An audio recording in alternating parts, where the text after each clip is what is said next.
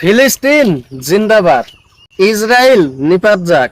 আজ থেকে 1400 বছর আগে মহানবী হযরত মুহাম্মদ সাল্লাল্লাহু আলাইহি সাল্লাম বলেছিলেন, মানুষের প্রকাশ্য অপ্রকাশ্য শত্রু হচ্ছে শয়তান এবং মুসলমানের প্রকাশ্য অপ্রকাশ্য শত্রু হচ্ছে ইহুদি খ্রিস্টানরা।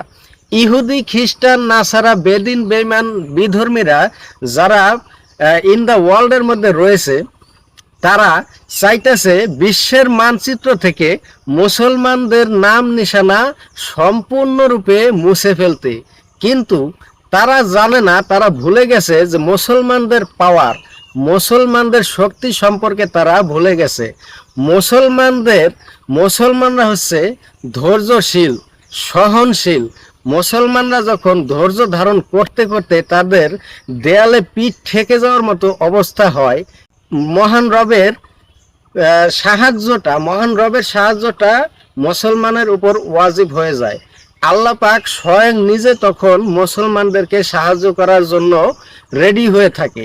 যেমন আজ থেকে 1400 বছর আগে মহানবী হযরত মুহাম্মদ সাল্লাল্লাহু আলাইহি সাল্লামের যুগে, নবীজির আগের যুগে, নবীজির দাদার যুগে, যখন মক্কা নগরীতে হস্তি বাহিনীরা এসে, হাতিওয়ালারা এসে কাবা ঘর ধ্বংস করার জন্য এসেছিল, তখন আল্লাহ রাব্বুল আলামিন পবিত্র কাবা ঘরকে রক্ষা করার জন্য তারমিহিম বিহিজারতি মিন সিজিল ফাজালাহুম ফি কাসফি মাকুল, কোরআনের মধ্যে আল্লাহ তাআলা বলেন, আমি আবাবিল পাখি দ্বারা সেই হস্তি বাহিনীদেরকে ধ্বংস করেছি, শেষ করে দিয়েছি।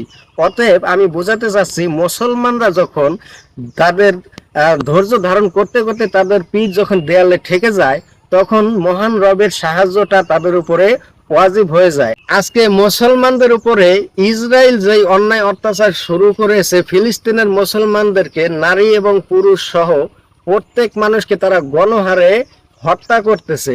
তারা ভুলে যাচ্ছে মুসলমানদের পাওয়ার সম্পর্কে, মুসলমানদের শক্তি সম্পর্কে। মুসলমানদের সাহায্যকারী স্বয়ং আল্লাহ তাআলা।